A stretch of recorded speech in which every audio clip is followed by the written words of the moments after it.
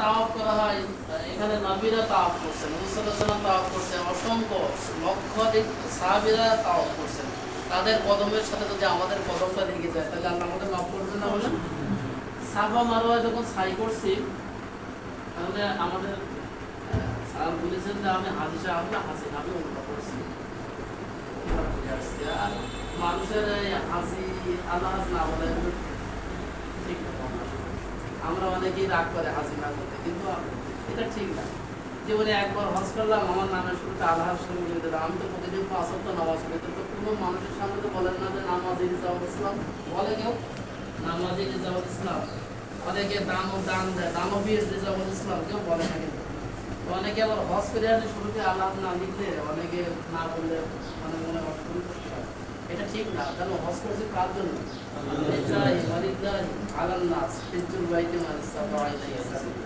এই হজটা কিসের জন্য? আল্লাহ।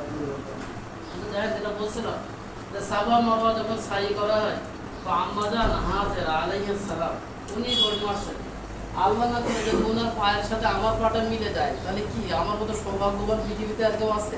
উনি যে দৌড় মারছেন আমরা তো জানি না, আমরা দৌড় দিচ্ছি, হয়তো ওনার পায়ের সাথে মিলে যেতে পারে। আম্বিয়া আলাইহিস সালাম সাহাবায়ে কেরাম ওখান থেকে দৌড় দিচ্ছেন সাফা মারওয়া। তো এখানে সব নিদর্শন, যেটা আল্লাহ তাআলা বলেছেন ফি আয়াতুম মাকাম ইব্রাহিম, সব নিদর্শন মক্কা মদিনা, এগুলি সব নিদর্শন। যাই হোক, আমি আপনাদের সামনে একটা হাদিসের টুকরা তেলাওয়াত করছি যে রাসূল করিম সাল্লাল্লাহু আলাইহি ওয়াসাল্লাম বলেছেন যে ব্যক্তি আল্লাহর জন্য হজ করবে, কি করবে ভাই? আল্লাহর জন্য হজ করবে। ফালাম ইয়ারফাস ওয়ালাম ইয়াফসুক, ওখানে যেয়ে অশ্লীল বাজে কথাবার্তা বলবে না, মানুষের সাথে ঝগড়াঝাটি করবে না, গুনার কাজ করবে না। ওখানে যেও গুনার কাজ করা যায়। আপনি আমি চাইলে কি ফেসবুক দেখা যায় না? ওখানে দেখা যায় না। সারাদিন মোবাইলে দেখলাম, ফেসবুক দেখলাম, মহিলাদের ছবি দেখলাম, বিভিন্ন রকমের ছবি দেখলাম, এগুলো আসে। সেটা গুনার কাজ না বলেন? অনেকে হাজি সাহেবরা জীবন স্বীকার করে উনি খাওয়া ভালো দেয়নি, খাওয়া থাকা দেয়, ওখানে গিয়েও গুনার কাজ হয়। এই জন্য আল্লাহ তাআলা কোরআনের ভিতরে এটা বলছেন যে ফামান ফারাদা ফিহিন্নাল হাজ্জা ফালা রাফাসা ওয়ালা ফুসুকা ওয়ালা জিদালা ফিল আরদ, মানে হজে যে এজন্য তো ঝগড়াঝাটি না করে, অশ্লীল কথা না বলে, গুনাহের কাজ না করে। আমরা আগেই বলে দিয়েছেন কারণ এই কাজগুলো ওখানে হয়, দেখছি তো।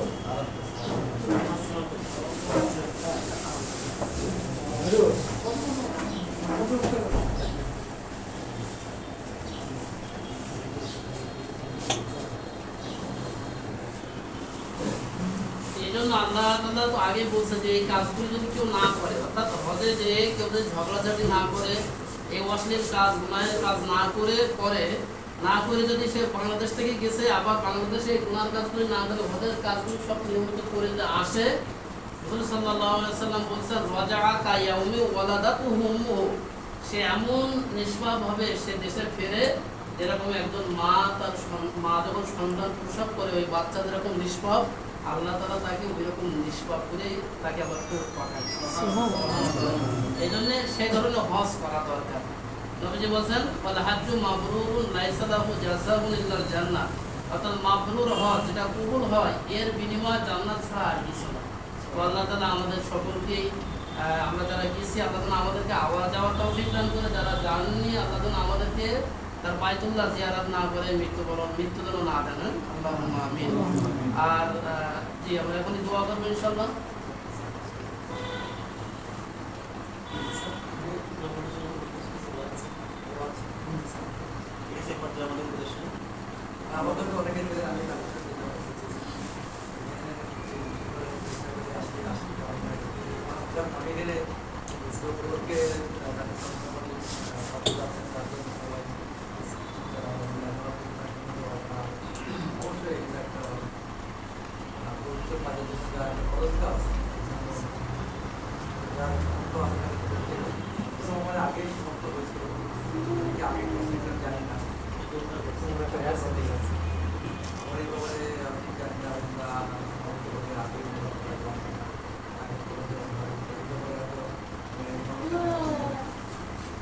অবশ্যই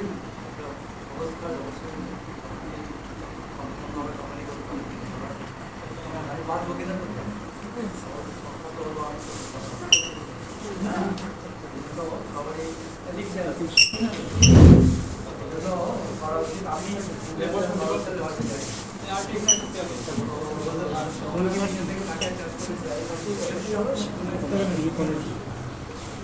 ওখানে হুজুরদের কথাগুলো বলতে আসলে কথা বলি ওখানে যে এমন একটা পরিবেশ এখানে কত কম আমাদের অসম্মান করি কখনো চলতে পানি পড়ে না রেয়ারলি আমাদের জীবনের একটি পছন্দ হয় ওখানে যতবারই মোনাজা দোষ করি প্রত্যেকবারই ধরে পারি প্রত্যেকবারই ধরে পারি এবং ওখানে পরিবেশটা এমন যে আপনি মন থেকে দোয়া করবেন আল্লাহ দোয়া কবুল না করে উপায় নেই আমার কাছে কিন্তু ওখান থেকে আশা করে কিছুদিন হয়তো যেমন অনেকে বলে না যে সাইকেলের গতি বাড়ায় কোনো এক জায়গায় সাপ থাকতে পারে ভয়ে পা করে সাইকেলের ওই বেগটা যাতে জায়গাটা বার হয়ে যায় হট করে আসলে প্রথম কিছুদিন ওই বেগে চলে এরপরে আবার আমাদের বেশি বেশি আবার আগের জায়গায় চলে যায় আমি ব্যতিক্রম না আমিও যে তার ব্যতিক্রম তা না বিভিন্ন পরিবেশে আগের মতো সমস্যা দেখা ওখানে যেভাবে ব্যাক করে মানুষ ওরকম থাকতে পারলে আসলেই বেশ খুব করতাম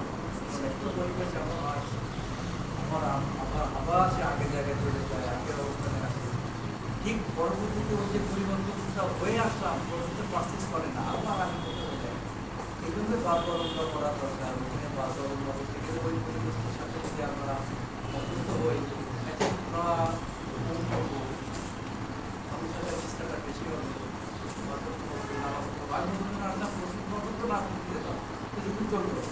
আবার আস্তে আস্তে মানে আমি এটা আমার অবশ্যই দুর্বলতা মানে এরকম বাস্তবতা এরকম হয়ে যায় যতটাই ওইখান থেকে যে লোককে ব্যাক করে আসলে পারচেস করে না চেষ্টা করে ধীরে ধীরে কমে যায় এই জন্যই যত এই ধরনের আলোচনা থাকা যাবে যত ইজতেমায় যাওয়া যাবে যত এই ধরনের আলোচনা কাজ করা যাবে ততই বেশি হওয়ার সুযোগ আছে কারণ এই জ্ঞান যদি আপনি ভুলে যাবেন আপনার আলোচনা হ্যাঁ এই ব্যাপারে আমি এখানে আমি আমাদের যে ব্যবহার করে আমি অনেক মাফ না করছি আমাকে এটা থেকে দিও না আমাকে দেশে ব্যাক করা এইভাবেই তখন আমাদের মনে হলো যে কেটে নিতে আমাকে টাকা মনে হলো আমি যদি টাকাই নিই যে নাকি আমি তো শব্দ করে থাকছি মনে থেকে তো ইমোশনাল এখানে শব্দ হচ্ছে না তো কেউ যেন বন্ধুরা কেটে হাঁটছে বন্ধুরা যে কি আল্লাহ কাউকে কারোর মধ্যে না মানে এটাও সন্দেহ যে কেউ হয়তো এক মেয়ে তো কেন্দ্র না সান্ত্বনা দেওয়া ঠিক আছে দেখবো এরকম তো মনে হচ্ছে হতে পারে এরকম আল্লাহ আপনাকে কেউ হয়তো সান্ত্বনা দেখতে হয়তো মনে হলো যে আমি হয়তো আমার আল্লাহ তোমার ঘটনা কবুল করতে পারি আমার জন্য ব্যাপারটা এরকম না খবর থেকে কিন্তু ঘটনা এরকম ঘটে জায়গায় ওরকম হয়ে যায় ওরকম হয়তো আসলেই কিছু হয়নি কিন্তু আমার যেন মনে হচ্ছে কেউ কিন্তু হয়তো আর দেয়ও নি হয়তো মনে হচ্ছে সবার ক্ষেত্রে যেরকম হয় কিন্তু আসার পরে কিন্তু আমার আবার আগের মতো হয়ে যায় আরো বলি যে আমার কাছে আরো আগে খারাপ হয়েছে এরা করোনা করে আমাদের এরকম না করি আমরা হয়তো আমাদের সবার জন্য অভিজ্ঞ আমি আবারও ভাবতে চাই আমরা সবাই যারা এখানে আসি সবাই যেন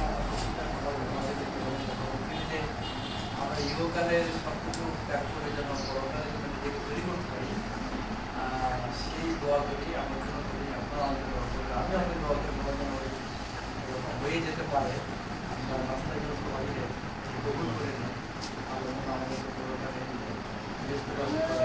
এই দোয়াই করি